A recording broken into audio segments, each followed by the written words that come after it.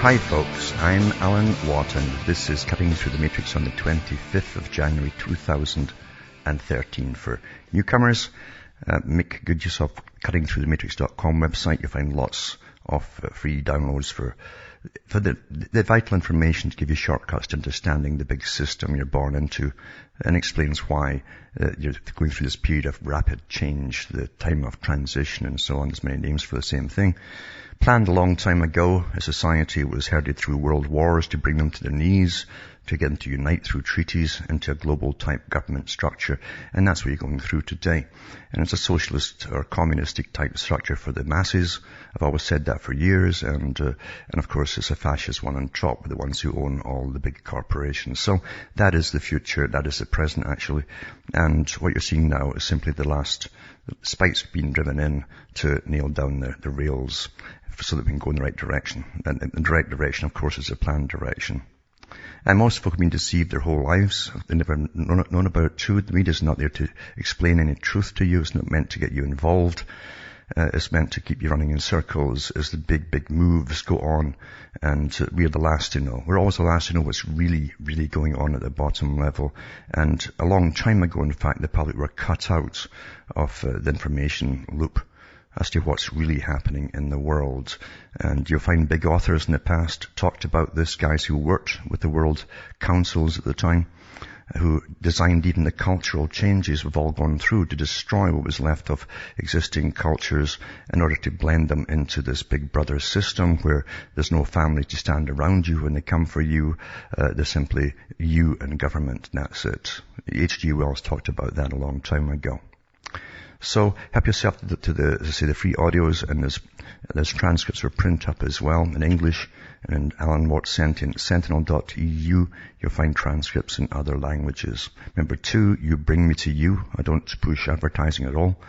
And it's up to you to keep me going. And you can do so by buying the books and discs at cuttingthroughthematrix.com. And the books are essential too to see how chronology works. Chronology is a very old art of managing whole herds of people without really knowing what's going on.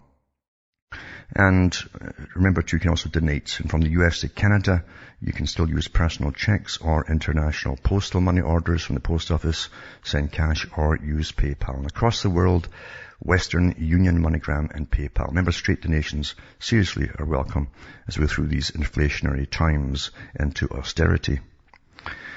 But as I say, nothing that happens on a large scale happens by itself. It's planned that way. All the wars are planned many, many years in advance.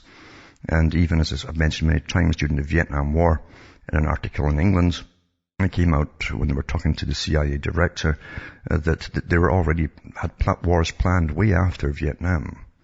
They were working on them then, during Vietnam, and right down to the present time, in fact, and probably beyond that as well.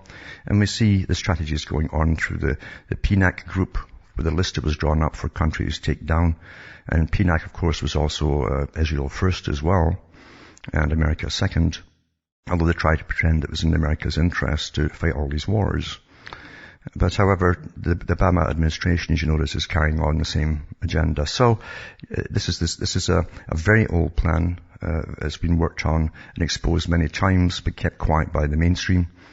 But it's in your face today, and we're going to suffer all the consequences of it. The money men at the top run the whole system. These big top money families that have been here for centuries and centuries. And they lend to whole nations. Now they lend to whole blocks of countries that have amalgamated like the EU. And even their own historian, Carol Quigley, wrote The Future for Us a long time ago in the Anglo-American establishment. Back with more after this break.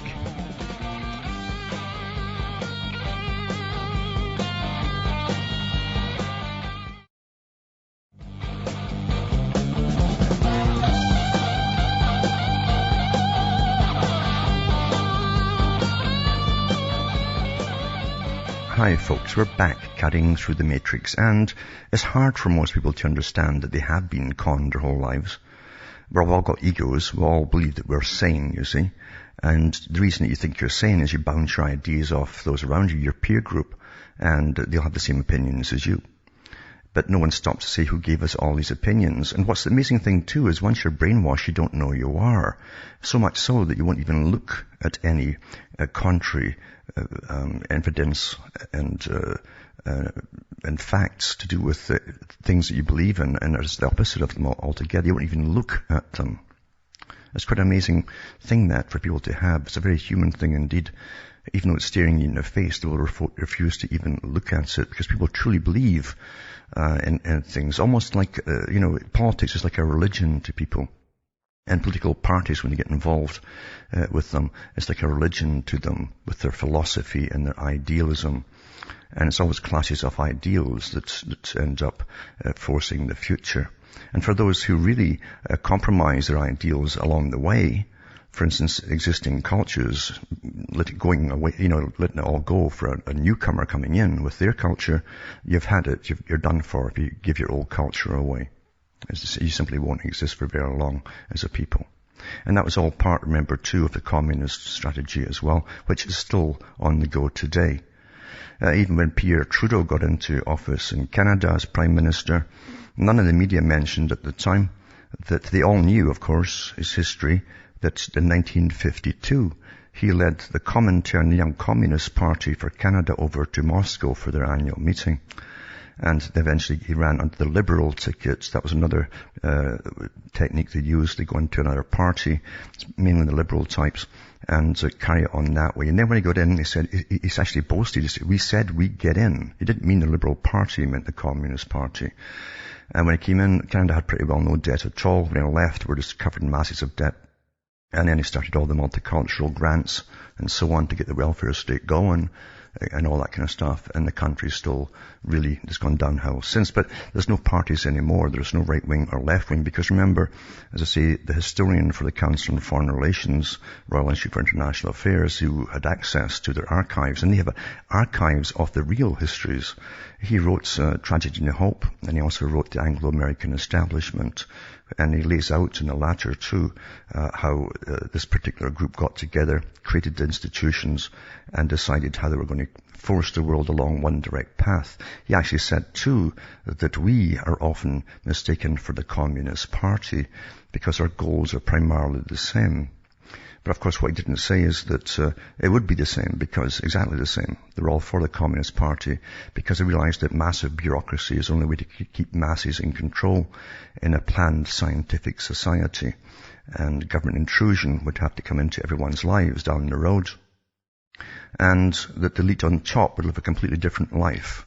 And if you go into the writings of other members of the world's government at that time, and there was one, by the way, who signed all the treaties and signed all our independences away, you'll find that Lord Bertrand Russell said the same kind of thing. He said there's going to be a scientific type of dictatorship on the people. What he meant by that was specialists in every areas of society, sociologists, neuroscientists, psychologists, behaviorists, all these kind of things, child welfare workers, they would take over all the existing roles of parents primarily and guide everyone's lives from cradle to grave. And he said too, he says if there's going to be a tyranny, I'd prefer it to be a scientific tyranny. Well, you're kind of under that today. It's a beautiful thing, war, you see, and because you can get so much done. As Quigley said, in 5 years of warfare, government can get so much done, changing the whole system. You can turn society upside down. All the norms can get turned upside down by mandate. And people go along with it because it's wartime. And they learned that mainly through World War II, studying the countries under siege, especially England, London, that kind of stuff, how the people just behaved like automatons to incredible hardship and put up with it as we're turned upside down. So that's the technique that's used now under the guise of fighting terrorism forever. It's to be perpetual war forever. So we're well on our way today, and every day you find articles in the newspapers where they're pushing on with more government legislation in every single area of life to do with the average person. It's cradle to grave. Eventually, of course, it's not finished because eventually they want to decide who gets born even. And you only get born if you have the right kind of genes. If they've screened out and says this person might have, hay fever down the road, let's squash that one down the tube, down the sink. And you only get born if they need you to fulfill a role in life. This is the scientific type of government they want. Eventually the communists want to get that way as well, if you really read into their deeper writings. Eventually the utopia of communism, they claimed, was between the people, the right people, were bred basically. They could have them working for no money, given sort of credits, and then they'd simply go into massive warehouse type stores like Walmart or something, and only take what they need, and they would never take any more than just what they need, and that'd be the perfect robotic type society. That's where it's still to go yet. Now, we know too the computer was put out at the right time to get everybody hooked on it. It becomes essential because the New World Order and the time of transition, all these names they have for the same thing, couldn't happen without complete interconnectedness across the world of every single individual, mainly so the government can spy on everything you do. And that was one of the first reasons they gave it to you in the first place. First get the folk hooked on it, and then bring in the real intentions of it, and then make it so indispensable to people that they couldn't do without it. Even to do their banking, most folk do it on it too, and so on, stuff like that. Now government as well, remember I've read the articles here on the air, where government wants to give you a USB that you can actually use from government and put into any computer, and that's your personal passcode, and that will link you directly with government officials, just like George Orwell and the big screen. And this article ties in with it here. It says, since passwords have become an increasing problem for many, Google could be set to replace them entirely, and is experimenting with the USB keys, mobile phones, and even jewelry that can act as a physical key to give users access to their accounts. The search giant security bosses are set to publish their findings next month and say they could soon be commonplace. Well, that's still the agenda. So you'll have one password, you see. And again, whatever you're looking at using that password and that USB key, government can jump in anytime they want and have a little chat with you. That's what's all supposed to go. So nothing really is done by chance in this system. Believe you me, they've got hundreds and hundreds of think tanks working every aspect of the past societies, the past cultures, the present, and where it's supposed to go, and how to get us there, and how we shall adapt.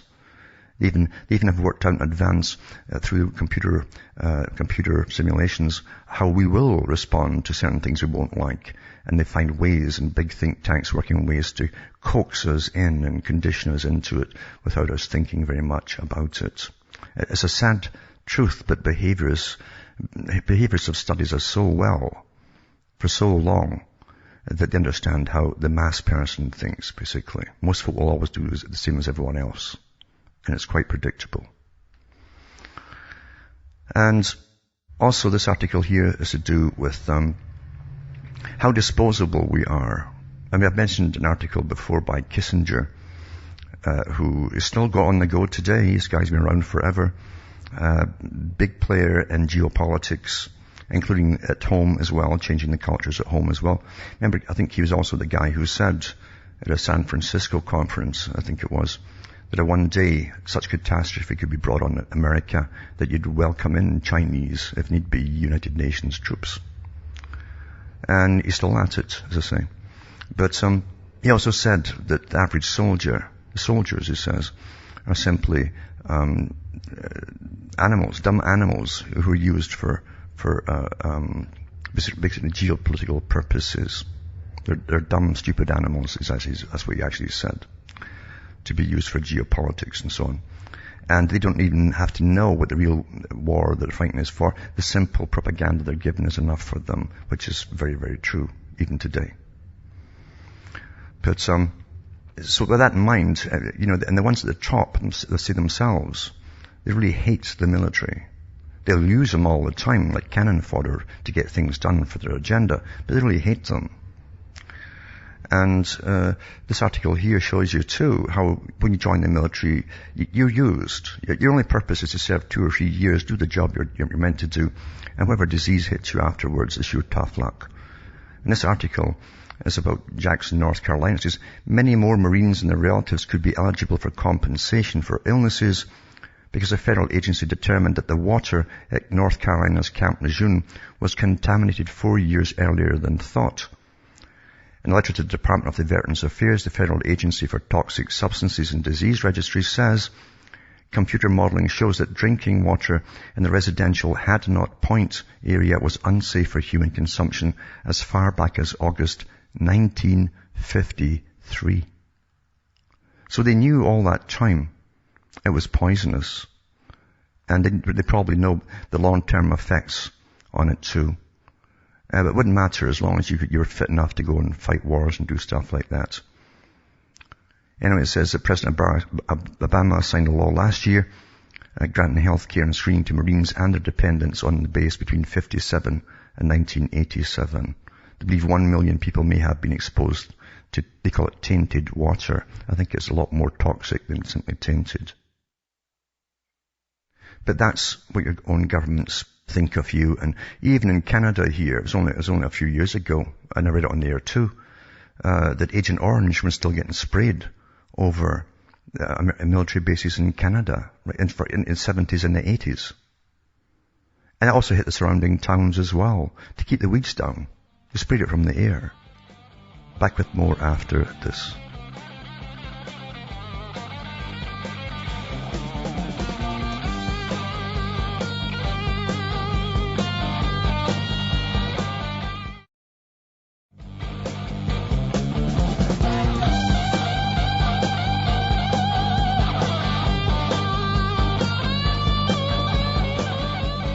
Hi folks, I'm Alan Watt. We're cutting through the matrix, and also this article too is quite interesting. So the venerable U.S. institution, that's the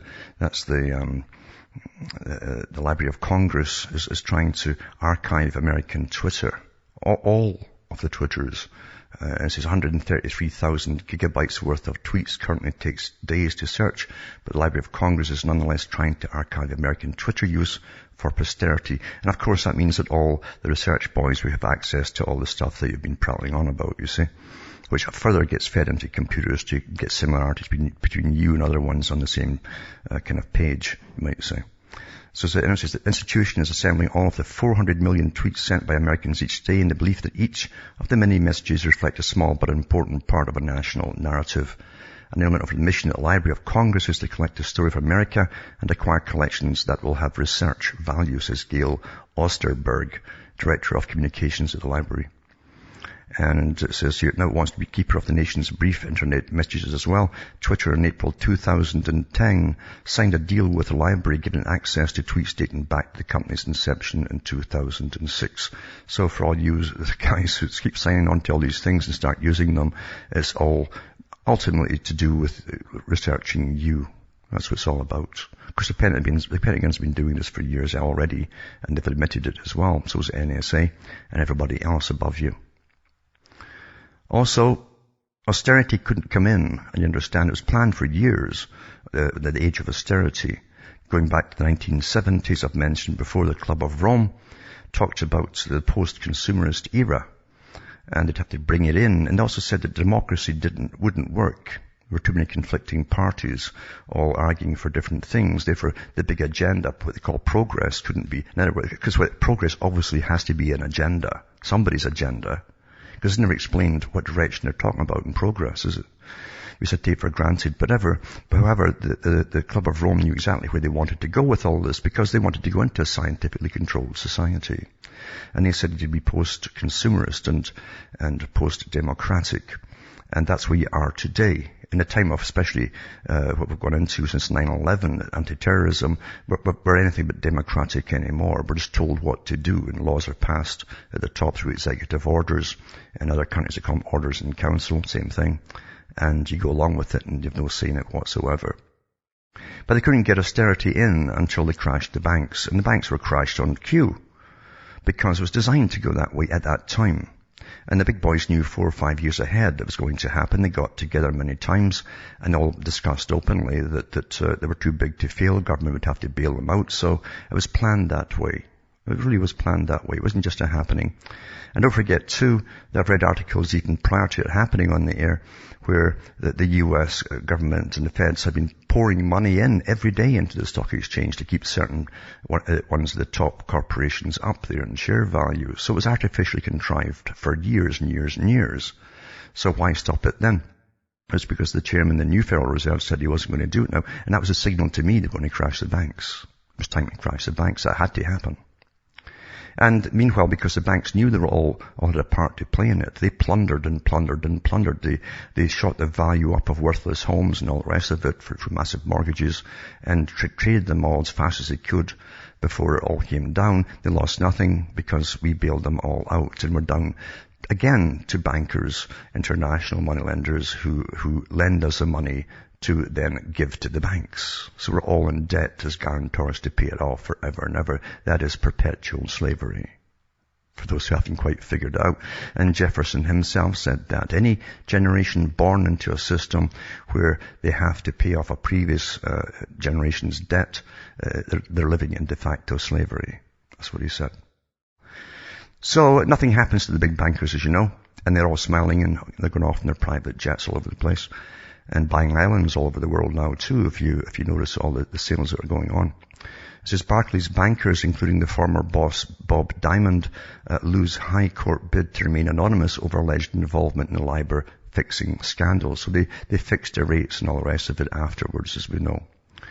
It says the former Barclays chief executive Bob Diamond, who was amongst a number of executives who unsuccessfully attempted to keep their identity secret during hearings in which the rigging of a lending rate was discussed.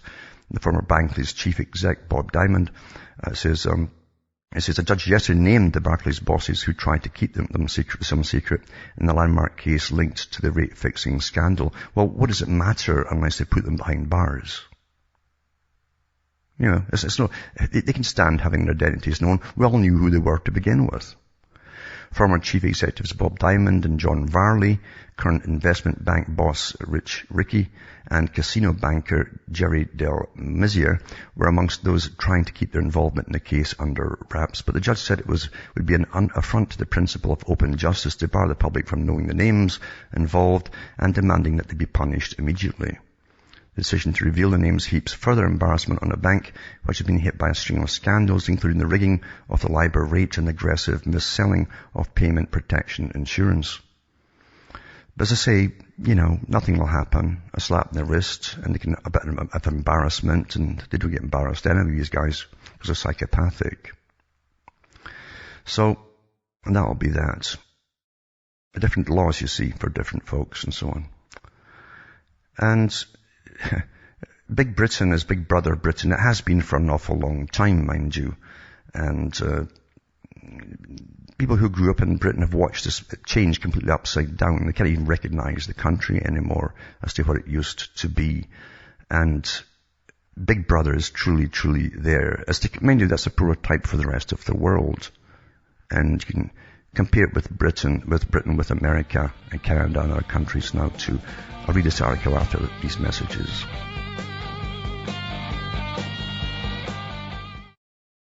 You're listening to the Republic Broadcasting Network, because you can handle the truth.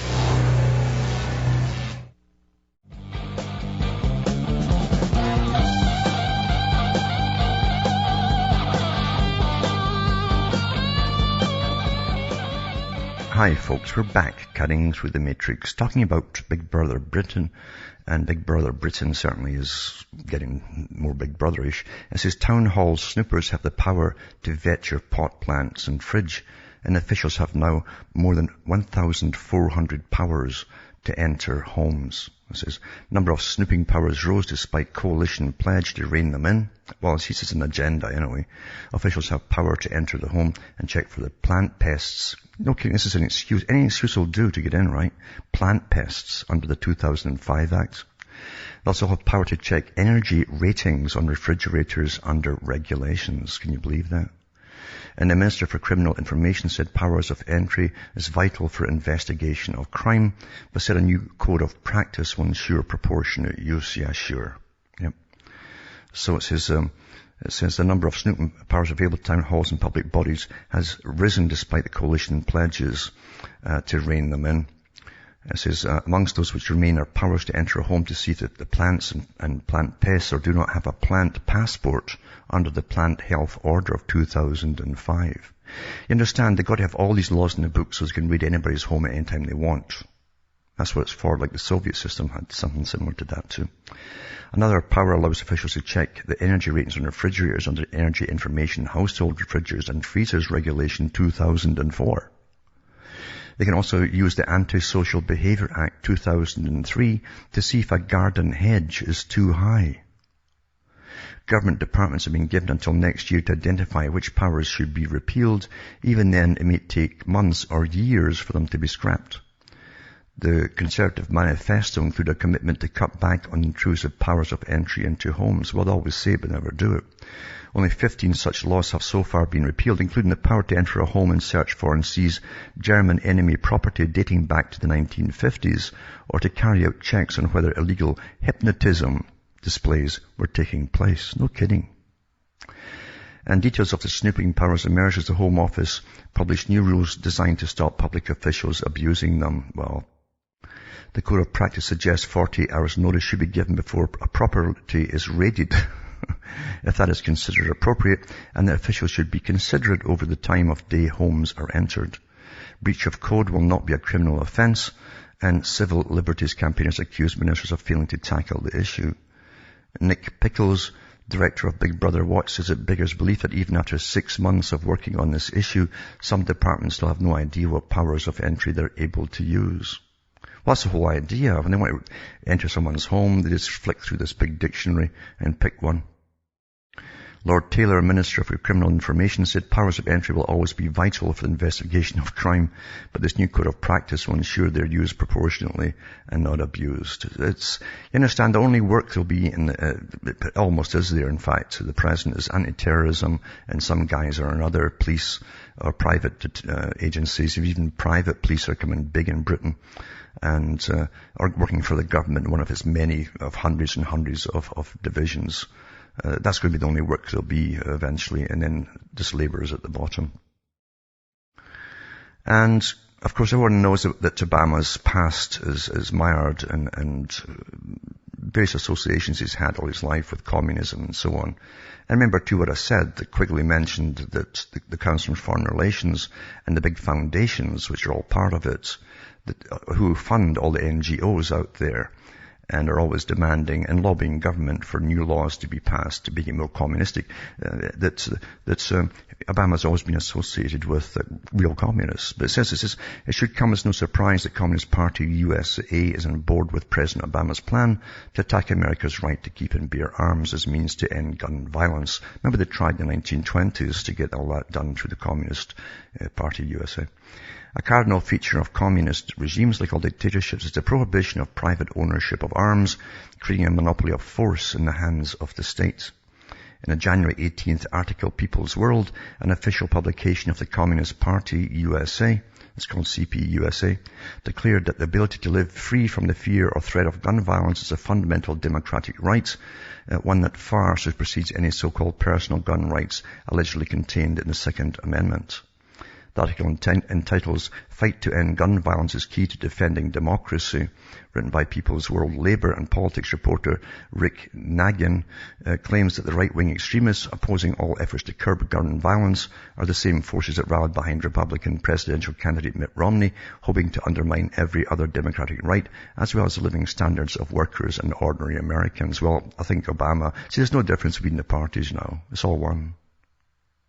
And that's again, how the diabolical beauty of the plan of the Royal Institute of International Affairs, Council on Foreign Relations, was to run both sides of everything. And again, Carl Quigley said that at the end, they would run all sides. But he also said that all presidents, American presidents and other countries' prime ministers have been chosen by them. It doesn't matter what party they ran for. They've been chosen and vetted by them for 100 years. Now it's 100 years. It says that for that reason, declares Nagin, as well as the need to protect public safety, that same other coalition of Labour and its allies that worked so hard and effectively to re-elect President Barack Obama must now go all out to back his common sense proposal for gun law reform. It continues, as Obama has charged the extremists recklessly gin up fear The government is coming to take away hunting rifles and personal weapons owned for legitimate self-defense, led by the hate-mongering. I always put the right words in, you see. These are key words you've been trained to back off with. Hate-mongering leadership of the National Rifle Association. They use a totally fraudulent and only very recent interpretation of the Second Amendment, which they falsely claim as necessary for protecting every other freedom contained in the Bill of Rights. Well, obviously that's what it was written for, was to keep the freedoms in the Bill of Rights, because you can't get freedom of speech if you're under a totalitarian system. Obviously, you need something to back it up. It says, however, gun rights advocates don't need to gin up fear that President Obama's common sense proposals will lead to even more onerous infringements than the current calls to ban or restrict so-called assault weapons. The gun control zealots have been quite emphatic about intending to severely restrict, and many have called for a total ban on all privately owned firearms. December 21st article for the Daily Kos is one of the candid admissions against interest by the left that the real end goal is a total monopoly of gun ownership by the government. It's not just by them, by the way, it's by the United Nations.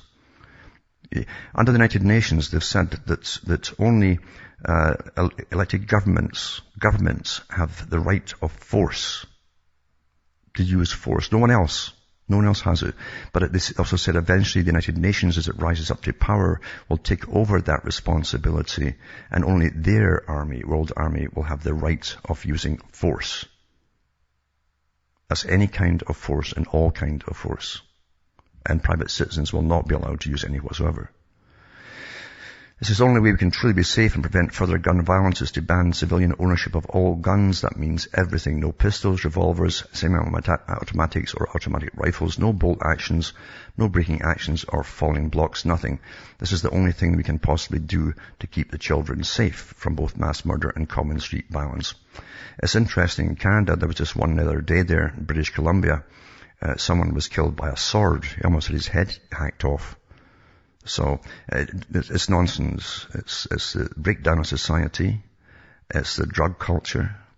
It's the destruction, which they knew would happen, by the way, from Hollywood and everyone else, which was weaponized from the beginning, of course, to destroy the culture and destroy all the values that kept the culture safe. Common values that had to all be destroyed by these people who formed Hollywood, until you see blood and guts on everything. That's all you've had to get churned out for years. Everyone's desensitized to it. But it also makes everything seem quite normal, doesn't it? Because this society now is dysfunctional. It has had its culture utterly destroyed. It doesn't know it yet. Most folk adapt as they go along in their own lifetime. So many adaptations to the cultural changes, they just think it's all quite normal, simply because it happens. They don't realize it's all been guided. And I'll put this link up tonight too, at cuttingthroughthematrix.com. Then in Britain, the Liberal Democrats, they call them, which is like communist, condemn MPs' criticism of Israel ahead of Holocaust Memorial Day.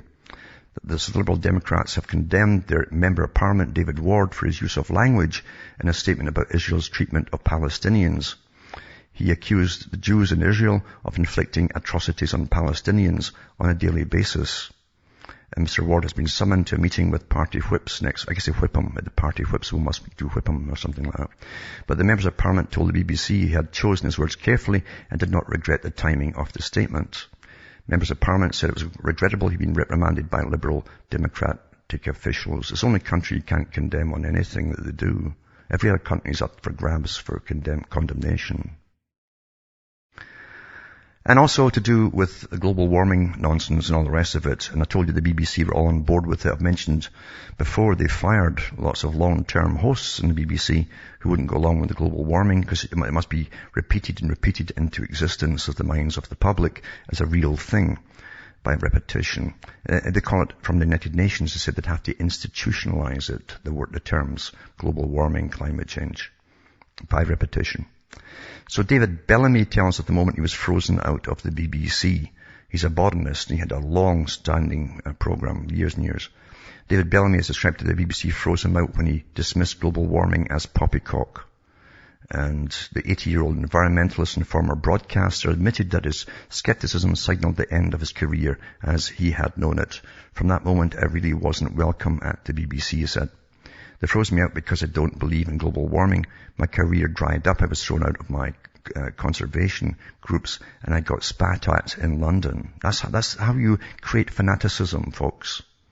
And of course the big global system uses the commie types to create the fanaticism. They've got lots of followers. So Bellamy said that things first began to change in 1996 when he spoke out against wind farms during one of his regular appearances on Blue Peter. That was at the beginning, really. He told the Daily Mail, from that moment, I was not welcome. And that's how they treat you. Mind you, if he was diddling children at the BBC, they'd probably kept him in. But I guess he wasn't. And it says here too, Davos, the Davos meeting, as you all know, and that's the big one for the Bank for International Settlements that hosts all the top multi-billionaires in the world every year. Have a little chat and their drinky poos and their incredible long meals. And it says Davos calls for $14 trillion greening of global economy. What it means, that's $14 trillion of your tax money to be thrown at their own corporations, folks. That's what it means, for those who don't quite get it. And it says, only a sustained and dramatic shift to infrastructure and industrial practices using low-carbon technology can save the world and its economy from devastating global warming, according to a Davos-commissioned alliance led by the former Mexican President Felipe Calderon, in the most dramatic call so far to fight climate change on business grounds. It's amazing, because at the start you see the communists all gravitated into the greening business. In fact, they created the Green Party to take over. The Green Party was meant to champion all the communists after the Berlin Wall came down. And it was all designed before it all came down, by the way, to take over. Anyway, and all the right wings are in it too, because it's all one same system. You may get the fascists at the top now, the multi-billionaires getting trillions of your cash off you to keep their businesses expanding all the time. And they must have this bureaucratic communistic system running all of our lives down below, where they come in to check the ratings on your fridge and stuff like that. Anyway, it says this includes everything from power generation, transport, building to industry, forestry, water, agriculture, according to the Green Growth Action Alliance created at last year's Davos meeting in Mexico. The extra spending amounts to roughly $700 billion a year until 2030, provide a much-needed economic stimulus, as well as reduce the costs associated with global warming further down the line. Now, I've had 2 nights there at minus 40 Fahrenheit, which is the same as centigrade at that level. And it actually went lower at 42 Fahrenheit. And they've got freezing pretty well in a lot of countries as always. And they don't want to mention that. It's just not it's not happening. Because anything contrary to the big agenda simply doesn't get mentioned. But you get 1 inch of snow in some countries and they'll create it's a crisis like they do in Britain right now. Amazing, isn't it? How easy it is to con the public with crisis creation. That television set. Anyway, I'll put these links up tonight, as I said, all these links at cuttingthroughthematrix.com. And also, it's interesting that EU carbon prices crashed to record low. Now it's gone down for a reason. Is to try to hype up the hype. We've got to keep this going and inject more cash into it and take all these carbon taxes passed everywhere to get it up. Because this is the new economy, folks. This carbon bubble of nonsense that doesn't even exist. If you don't have carbon dioxide, we're all dead. The planet's dead. And it's a trace gas. It's always been here. Without there's no plants if you don't have it. Anyway, it says here that the European Union's flagship climate policy, everybody's got a climate policy at the top of the list, Underneath that is transsexuals and all that kind of stuff and rights for them. These are the most important things on the planet right now. So the price of carbon crashed to a record low on Thursday after a vote in Brussels against a proposal to support the struggling markets. Now, they started the market by giving billions of free credits to all the big international corporations who still want more given to them, right? And apparently they made billions of profits off trading amongst themselves, like football cards or something. The price of a permit to emit a ton of carbon dioxide fell 40% at one point to €2.81 today, far below its record high of €32 before recovering to more than €4 later in the day. The ETS aimed at reducing emissions from Europe's entire energy and industrial sectors has been plagued by an oversupply of permits due in part to over-generous initial allocations following lobbying by industry. And what it means is they're given so much, a glut of free ones by you, the taxpayer, who paid for it all to get them started. That's what that means, for those who can't quite figure it out. We're going through con after con after con. And remember too, Lord Rothschild himself said all these carbon credits, all this trading is to go through his family's personal bank in Switzerland. Can you imagine the rake-off he's going to get off this? Can you imagine the power, the more power, the excess power he's going to wield over the whole planet? What a con. Money for nothing, eh?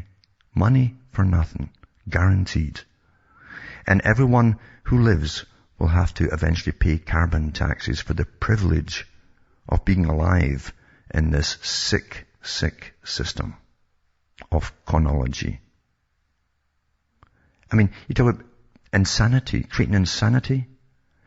Bertrand Russell said that we can bring the public to believe anything. He says eventually with the techniques of psychology and so on, he says in the developing sciences, this isn't back in the 40s and 50s, he says we'll be able to convince anybody of anything.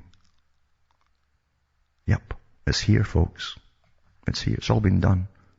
And he helped design the present culture you're living through today. All of it, right down to the massive promiscuity and the end of marriage. Back with more after this.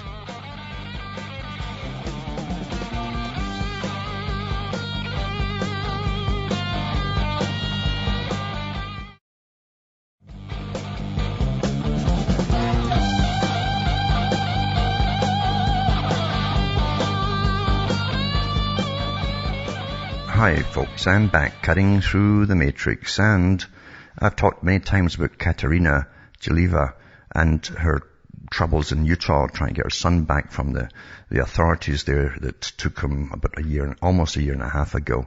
And all these pre-trial cases she had to go through, fighting the system, always showing that there's no evidence there. They've admitted there's no evidence for taking the child in the first place, but still didn't matter. More pre-trials. Well, finally, she's getting an actual real trial, and this is the one that decides whether she gets her child back or not. And it's on Monday, January the 28th, and Wednesday, January the 30th. So I guess there's 2 parts to this trial. January the 28th and January the 30th. And for those who've been following this, because it's been quite the struggle indeed, and she's had lots and lots of phone calls over the period since I've mentioned it on the air, and others have too. And you can call the judge, that's Mary Noonan, Noonan, Noonan, Mary Noonan, and her number is 801-764-5820. That's 801-764-5820. Or you can get the judge's clerk, Wendy Matheny, which is Matheney, Wendy Matheny, at 801-724-3820.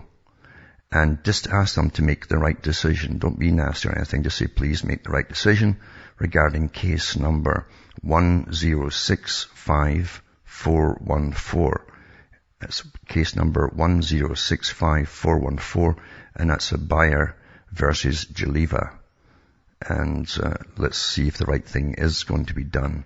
And remember too, I'll put this whole show up at the end of the night too, at cuttingthroughthematrix.com. So if you missed that, you can go in and look it up there too, and hear the phone numbers again at the end of the show.